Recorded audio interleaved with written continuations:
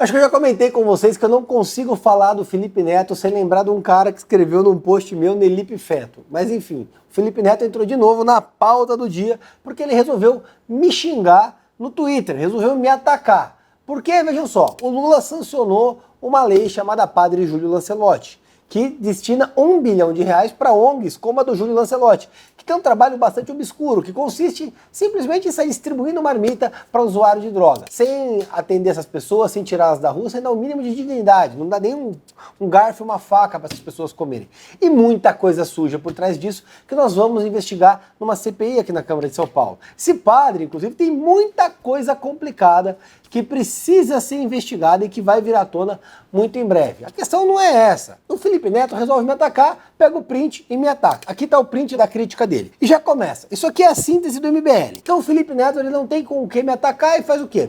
Vou atacar com ele com o grupo que ele fez parte. Bom, para começar, eu saí do MBL há mais de um ano. Eu não tenho nenhum vínculo com o grupo. Há mais de um ano eles seguem a vida deles lá, tocando os projetos deles lá, numa boa, e eu toco os meus aqui. Cada um no teu canto, cada um no seu lado. Mas o Felipe Neto não tem o que falar de mim e vai vincular um grupo que não tem nada a ver com o que eu estou fazendo agora. Não faz o menor sentido, mas é o que ele tem para me atacar. Ao invés de deixar os caras em paz, ele simplesmente vem e usa isso para me bombardear, como se fosse alguma coisa que ofendesse. A questão é que ele quer atacar todo mundo. Então ele simplesmente faz uma salada, como pessoa rasa e rasteira que é, para bombardear qualquer pessoa que ele coloca no campo, no espectro de inimigo, entendeu? E taca a bomba. É um argumento tão burro quanto o próprio Felipe Neto. Mas aí ele vai além, olha só que interessante. Sabe quem é o maior inimigo dos caras? O padre Júlio Lancelotti. Cara, eu vou falar por mim. O meu maior inimigo é a esquerda, é o PT. E também é o padre Júlio Lancelotti. Porque o meu inimigo é qualquer pessoa que se valha da boa vontade de outros, que se valha de dinheiro público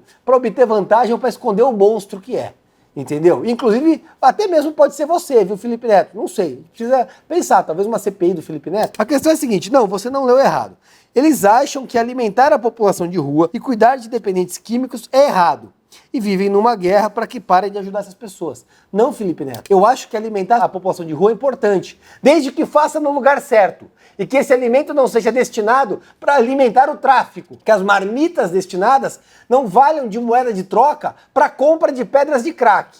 Aí não dá certo, Felipe Neto. Aí não. Desde que o dinheiro seja destinado para tirar as pessoas da droga, para acolher os dependentes químicos e acabar com essa gente nas ruas. Não para manter elas nas ruas, como essa máfia da miséria faz no centro de São Paulo. O teu argumento, Felipe Neto, é tão raso quanto o teu intelecto. O argumento é o intelecto de uma ameba, que não tem a capacidade de sequer ouvir o que o outro tem a dizer. Parte para agressão, atacando a tudo e a todos, vinculando e rotulando, sem sequer analisar aquilo que você está atacando. Você já parou para analisar o que pode ter por trás desse padre? Você já parou para pensar no que ele faz quando fecha a sacristia? É, Felipe Neto. Talvez você esteja se contaminando com uma coisa que você sequer imagina.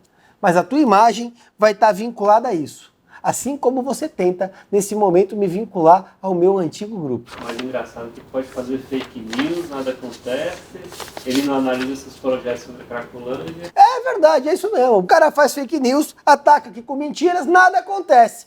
Entendeu? Ele não analisa se quer um projeto que eu tenho contra a Cracolândia. Vai ver o tanto de projeto. Inclusive, estamos passando no zoneamento de semana que vem a proibição de ferro velho em toda a região do centro expandido de São Paulo. Justamente para evitar que as pessoas roubem fios, vendam e comprem crack. Mas o Felipe Neto está querendo defender o cara que entrega a marmita de forma completamente desarrazoada para fomentar o tráfico. É bem típico do Felipe Neto mesmo. Agora, vamos complicar o assunto aqui. Dino no STF. Infelizmente, o maior pesadelo dos brasileiros se tornou realidade e o Flávio Dino foi aprovado ministro do STF.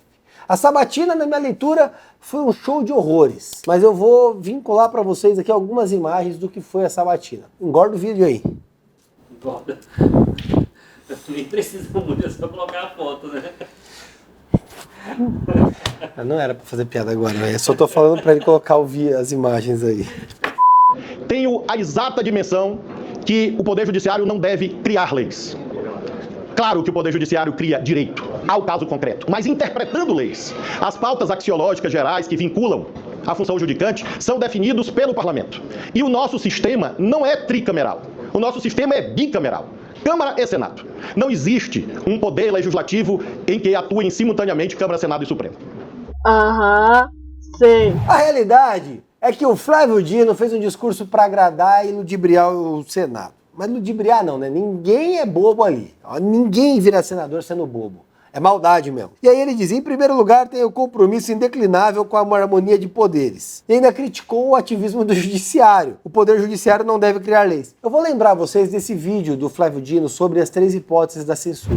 É importante dizer à sociedade brasileira, nós temos 3 caminhos possíveis para esta regulação. Uma, que nós desejamos que chegue ao final, é a regulação pela lei, ou seja, por deliberação do Congresso Nacional. Se estes adeptos do faroeste digital conseguissem impor a sua vontade ao ponto de impedir o processo legislativo, lembro que nós temos a regulação derivada de decisões administrativas, inclusive do Ministério da Justiça, e a regulação feita pelo Poder Judiciário no julgamento de ações que lá tramitam. O Flávio Dino criticou ali o sistema onde o STF legisla, criticou decisões monocráticas do STF e disse que juízes do STF são isentos e apartidários. Ele que era do Partido Comunista. Enfim, ele simplesmente leu o script de qualquer pessoa indicada ao STF. Mas isso aparentemente foi suficiente para que os ministros indicassem ele e tornassem ele o mais novo ministro do STF. A verdade, a grande verdade é que todo mundo sabe o ministro que ele vai ser. Olha o currículo. Invadiu e agrediu verbalmente um juiz do TRE. Só entregou 4 das 135 imagens de câmeras do Ministério da Justiça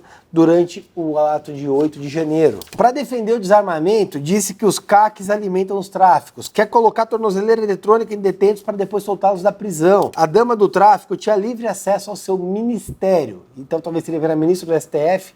Agora a dama do tráfico vai ter livre acesso ao STF. E quando o governador, o delator afirmou que recebeu 400 mil da Odebrecht, ou seja, um cara que o delator disse que recebeu 400 mil reais da Odebrecht, agora vai virar ministro do STF. Parabéns, Senado. Vocês fizeram um desserviço para o Brasil. E sabe o que é pior?